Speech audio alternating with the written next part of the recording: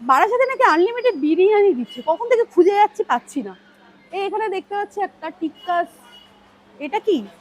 ও দাদা বলো, তুমি কি 80 টাকায় বিরিয়ানি দিচ্ছ বারাসাতে? খালি বিরিয়ানি দিচ্ছি না, মানে আনলিমিটেড। হ্যাঁ, unlimited আনলিমিটেড দিচ্ছি। হ্যাঁ, কোথা থেকে আমি খুঁজতে খুঁজতে এসেছি, দেখো আমার অবস্থা দেখেছো।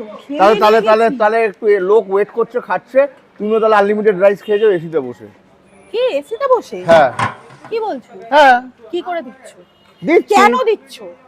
আরে আমার কনসেপ্টটা তো ওরকমই কনসেপ্ট। আমি তো বারবার একটাই কথা তো বারবার সবাইকে বলছি, সবাই তো এসিতে বসে 400-500 টাকার বিরিয়ানি খেতে পারে না। না, তাই জন্যই তো যারা মধ্যবিত্ত লোক, যারা স্টুডেন্ট, যারা কলেজ পড়ুয়া ছাত্রছাত্রী, আমার কম পয়সা লাভই দরকার, আমার বেশি দরকার নেই।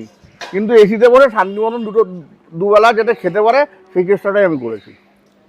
তার মানে বলতে চাইছো 80 টাকায় chicken biryani unlimited, rice unlimited. আচ্ছা মানে রাইসটা আনলিমিটেড দিচ্ছ, হ্যাঁ। সাথে আলু কি দিচ্ছ? আনলিমিটেড আলু যাচ্ছে না, আলু একটাই বড় সাইজের আচ্ছা, যাচ্ছে। আর- আর চিকেনের পিসটা যাচ্ছে 130 থেকে 35 গ্রাম। আচ্ছা 130 থেকে 35 গ্রাম।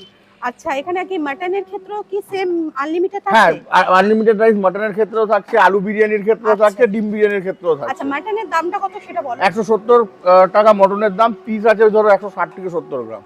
আচ্ছা